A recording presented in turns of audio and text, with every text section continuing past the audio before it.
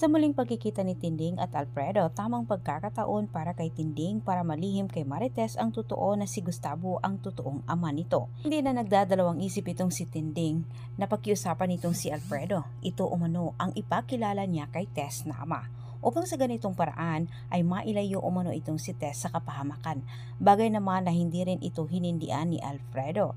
Samantala, muntikan namang nakita itong si Marites na Rigor sa kabilang banda. Gawa ng mabilis ding nakarating kay Rigor na itong si Tanggol ay nasa Quiapo at nangangampanya kuno.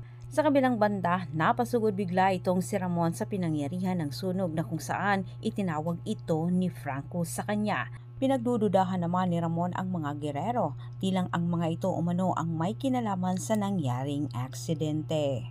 Sa kabilang banda, dagdag pa ang ipinagtapat ni Tinding kay Alfredo tungkol ito sa mga kayamanan na ipinamana ni Gustavo sa kanya.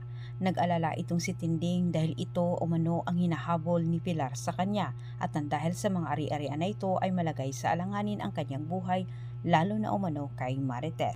Kusa nang ibabalik ni Tinding ang mga ari-arian dito kay Pilar, pero si Pilar hindi makontento na mabawi ang mga ari-arian dahil natakot din siya na malaman ni Gustavo ang kanyang pinagagawa dito kay Tinding kahit gusto na niyang iligpit ang matanda. Binabalaan ni Pilar ang kanyang mga tauhan na huwag umanong magsabi dito kay Gustavo na nakita nila itong si Tinding, pero hindi nakapagpigil ang dalawang tauhan ni Pilar.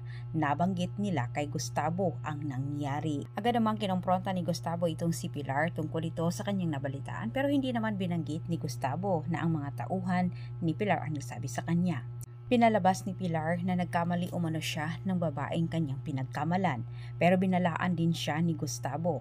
Sinabi ni Gustavo na hindi umano dapat galawin ni Pilar itong si Tinding dahil siya umano ang makakalaban ni Pilar. Dagdag pang sinabi ni Gustavo dito kay Pilar na hindi umano dapat malaman ni Roberto at Olivia ang totoo. Antabayan po niyong susunod kong update. Maraming salamat sa panunood.